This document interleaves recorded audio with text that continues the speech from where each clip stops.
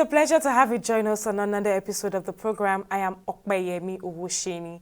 Vice President Kashim Shettima said that President Bola Tinubu's administration is determined to make Nigeria a leading country in mining in Africa. Shettima made a statement at the African Natural Resources and Energy Investment Summit in Abuja. The summit, which has the Minister of Mining from across the African continent in attendance, is aimed at catalyzing investment in the natural resources ecosystem. It is also to drive economic growth through the non-oil sector by transforming Africa's natural resources as sources of wealth.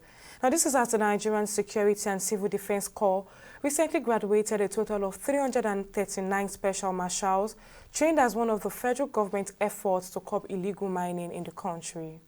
We recognize the losses incurred from exporting crude mineral commodities and understand that it is a time to change this narrative.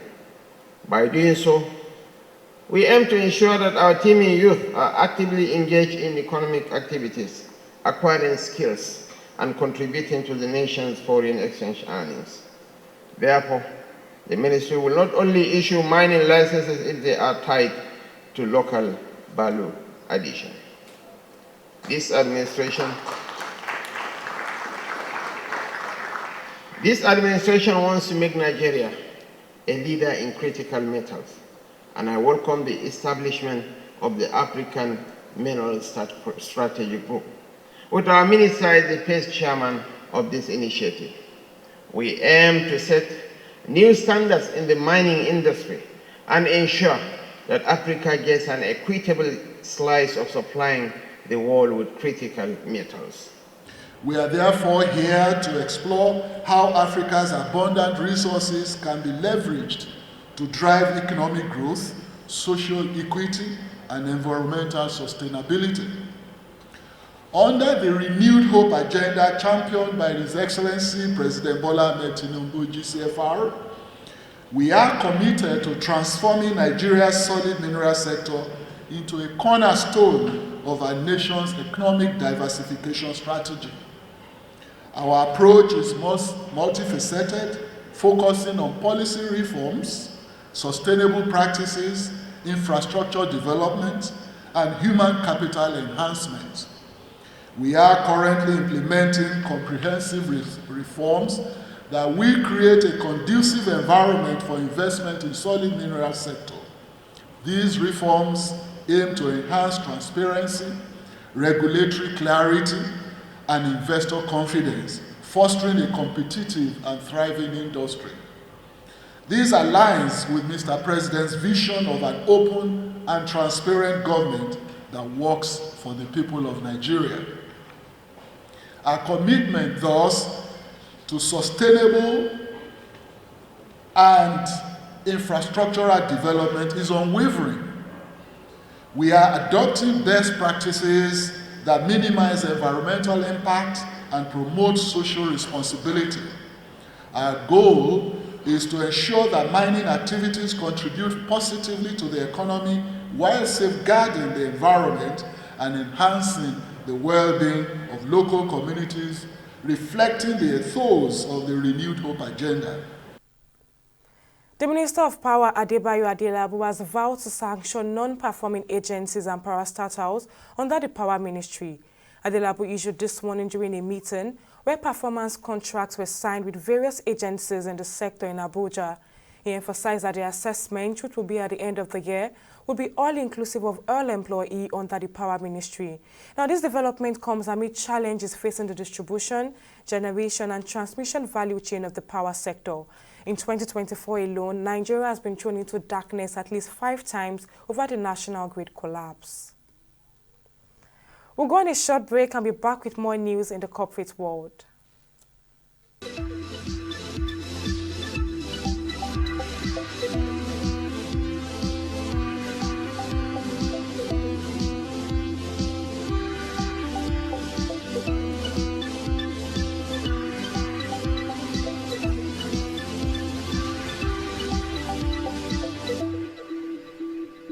Corruption not in my country.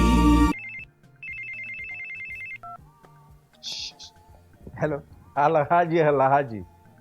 Right now I'm in Abuja. No.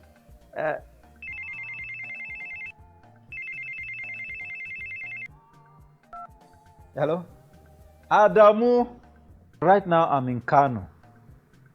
Yes. When I get back, I'll just call you. Look, what is wrong with you? I'm talking on the phone and you are gesticulating and doing. What's wrong with you? Daddy, where exactly are we as we speak?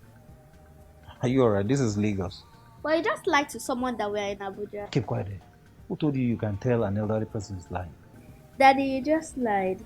And by lying, you're raising corrupt children for the future of Nigeria. That is corruption, not in my country. Corruption not in my country. In the last 3 years, we have built a multi-purpose center, which is the envy of all in our constituency.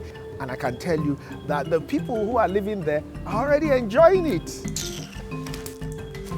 Guy, do you think what this man just said is true? See, I seriously doubt. I'm sure it's one of those their silly lies. And wait, do you know there's a way to find out if these things he's saying is true or not? This is the Construct app. It gives people like us a sure way to track implementation of constituency projects. It gives valid and verified information on location of projects, amounts allocated, amount funded, the level of job done, and even the profiles of concerned legislators. You and I can post directly on this app. Are you serious? This is the Go-To app if you want to know how our Commonwealth is being expanded by the government. Wow. Let's even see if what this man said is true. Show me. The Construct app is developed by Other People Nigeria with support from USAID and is available on both Google Play Store and Apple Store. And it's true. Of course, I told you. Welcome back. Stanbic IBTC Bank Limited has extended its securities lending services to include fixed income securities. With this development, institutional clients, both local and international, can now borrow and lend not just equities but also fixed income securities, such as federal government bonds and treasury bills, offering them greater flexibility and diversified investment options. Now, according to the head investor services at Stanbic IBTC Bank Limited, Babatunde Majiagbe, expanding the bank's securities lending services to include fixed income security provide their clients with broader opportunities to generate income and enhance overall market liquidity. Promasido Nigeria Limited has announced the appointment of Franco Gillett as its new Chief Executive Officer effective from July 1st, 2024. He succeeds Bruno Gruwes, who has decided to pursue new opportunities outside the Promasido Group. He joins Promasido Nigeria from Danone, where he served as General Manager in Reunion. Now, before his tenure at Danone, he had a long career as a General Manager with Lactalis in Algeria and Brazil. He's a seasoned executive with extensive international experience and a proven track record of driving business growth and profitability in the fast-moving consumer goods sector, particularly in emerging markets. We'll take a breather here, but when Money Matters return, we'll be discussing the federal government mandating federal government-owned ministries, departments and agencies of government to remit 5% retention fees deducted from contractors' payment to the Central Bank of Nigeria. I'll bring you details of this and more after this break.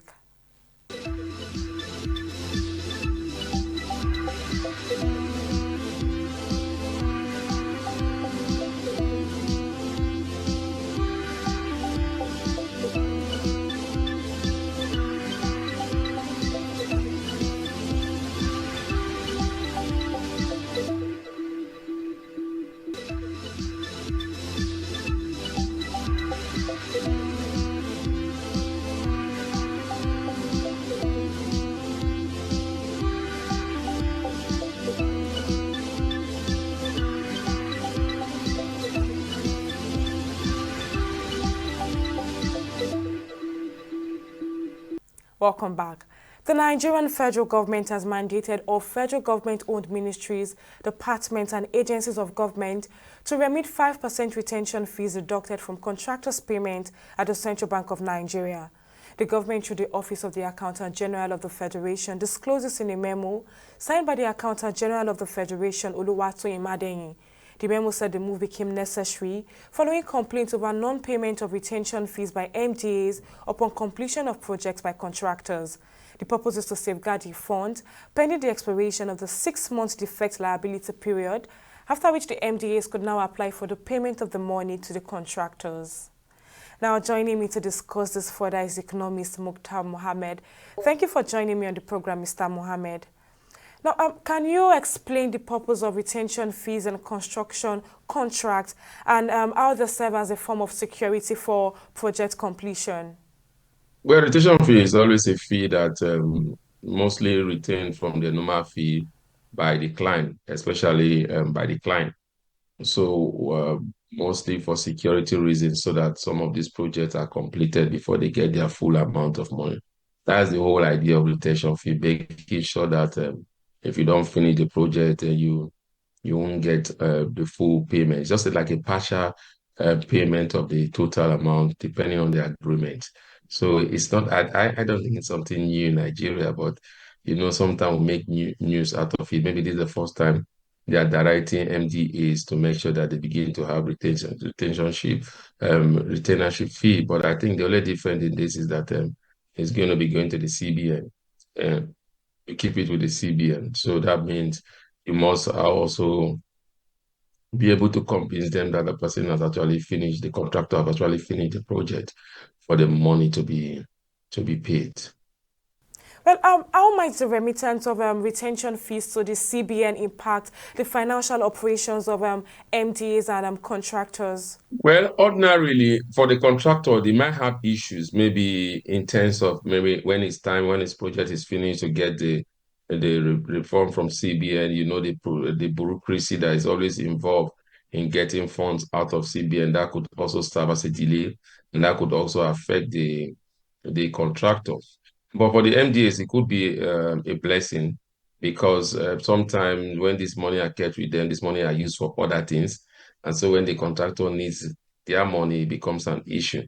So for the MDAs, it could be a good thing, but for the CBN, I think they won't have to put their house in order, especially if you are doing a project. Some of these MDAs do projects that they equivalent to dollars. Like if you look at Nigerian Port Authority, NNPC, and others, if they have to do that and they have to keep partial of this money in hard currency with the CBN, maybe FS with the CBN, and then the CBN have used that also to post their reserve, and then they have to collect it. It could also be an issue. But outside of that, I don't think it's so much of a disadvantage to the MDAs. I think it's more or less a disadvantage to the contractors.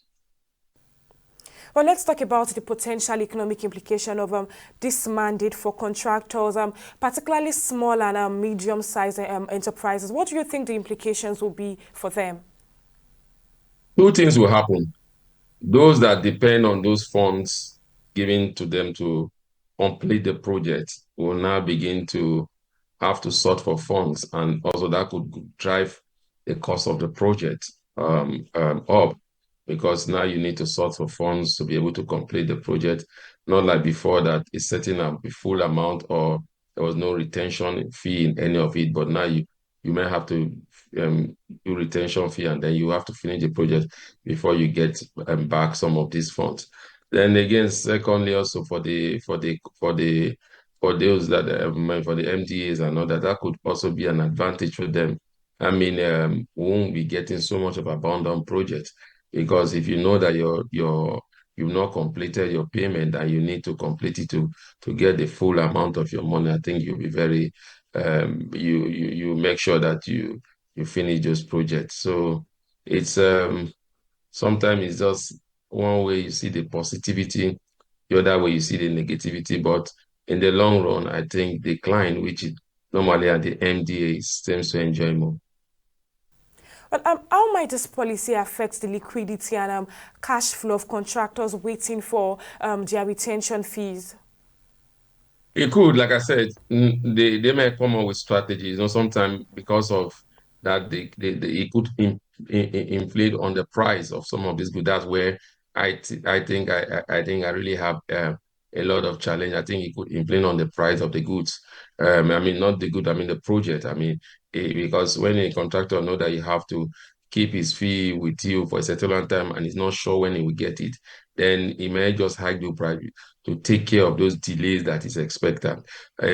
So I think naturally it will have effect on the MDAs, especially the cost of this project. For me, that again is not what we want at this moment, but it's what decision that they have taken. But I don't think it will have an impact in the liquidity, especially if those contractors will need to sort for funds.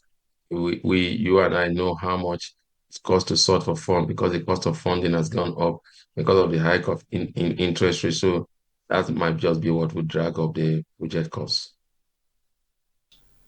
Well, basically, this move is to enhance accountability and transparency. But then, how do you think this move by the federal government will improve accountability and transparency in the payment process for all the contractors involved? Yeah, for accountability and transparency, I think this will do. That means if your job is not completed, you cannot be asking for your money to be paid to you. Accountability, that means there will be little room for corruption because you know that you have to finish the job. A lot of things are entails, not just because the MDAs are going to pay you, then you have to also talk to the CBN to make sure that you are clear and there could be check and balances. So for transparency and integrity, I think this is a good move. What do you think are the potential benefits and drawbacks of having the retention fees held by the CBN? Potential benefit is that project will be completed before you get your fee, which is very good. Potential benefits that will not see abandoned projects like we normally would have seen all around. But the drawback will be, like I said, cost of project will go up and a lot of bureaucracy in contractors getting their money back. So for me, those are the two positive and the two negative about this policy. Well, you would agree with me that for every new directive, there would most likely be challenges. Now, what do you think are the likely challenges that the ministries might face in complying with this new directive, and how can they be mitigated? Well, in terms of what are the challenges, I mean, the challenges will be there. Even if it's not there, they will try to create it. Because, you know, in Nigeria, you are fond of doing things a certain way and you're being asked to do it, excuse me, differently. That could also be a challenge. For me, that's the only challenge I've seen there because of corruption who want to fight back because they know that I mean, a lot will be at stake. It will not be business as usual. But outside of that, I don't think it should have been a problem. It should be a problem. It's a problem that would have been taken, that if they have any problem, especially in the area of accountability and transparency, this policy would have take care of it significantly. But again, like it is in Nigeria, when such policy comes in, it tends to go against some of their permutation and what they have planned and what they intend to gain from those projects. So for me, I don't normally see a drawback, but the drawback will have to do with the people involved because it's going to hinder them in a lot of corrupt processes. Well, what measures do you think can be put in place to ensure that the MDAs comply with the remittance of the fees to the CBN? It should be rocket science to place up those fees. If you don't comply with it, then your project will not be funding for that project will not be released to you, and then there will be a penalty to the head of that MDE, and maybe come up with issues that have to do with staff suspension and even being tried by the Economic and Financial Crime Commission for economic sabotage. That could also do it. That's what I think. But what would you say are the potential long-term benefits of this policy for the construction industry as well as the public sector project management in Nigeria? Moving forward, well, that means that a lot of construction companies will have to be liquid. If you are not liquid, then that means you cannot get job from government, and that means when if you are not liquid, you'll not be able to carry out long-term job, and also definitely that will also help that sector to begin to look at liquidity. Maybe you start getting some of them instead of just looking for small loan to get to finish a project. They will have to build capacity, bring in their instrument, make sure that they have a range of activities to mitigate against cost variation because of the delay that will come in terms of payment. And some of them might also be thinking of partner, or you might not know because again, you might not know because For the construction industry, it's only one company that is listed in the exchange, the Nigerian Stock Exchange. You might begin to get these companies come to be listed because they know now that they need a lot of liquidity. So that will help expand the construction sector, and also will bring in big time player into that sector. And the good news, like I keep saying, that means we will not be having abandoned projects like what we are having, especially in road network. So for me, I think it's a good thing. Well, like you mentioned earlier, Mr. Mohammed, this is a new directive. What adjustments do you think might be necessary to improve this policy's effectiveness and address any emerging issues? One, there must be monitoring, project monitoring, and that is oversight function, especially from the legislatures. They are the ones that are supposed to make sure that a lot of these projects see the light of day, and if they have to see the light of day, then they make sure that we have constructed according to agreed terms. Excuse me. That is for me one. Then two, also what means is that only variable project will be approved.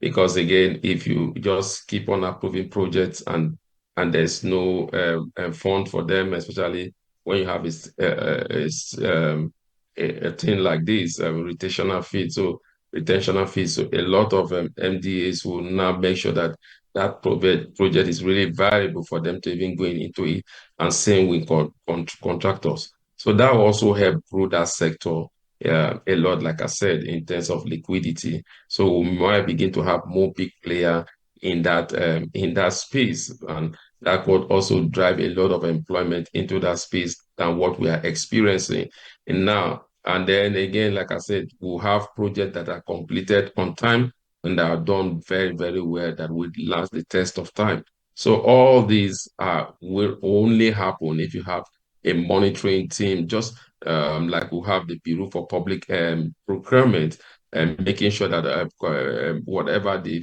contractor say this is what we are going to provide, is what they will provide. So I think for me, it boiled down to one fact: there must be a monitoring team before you get all these other parameters that I just said to move the construction industry forward. Well, economist Mukhtar Mohammed, many thanks for lending your thoughts on the program. That's it on this episode of the program. Many thanks for joining us. I am Okpeyemi Owusheni. See you next time.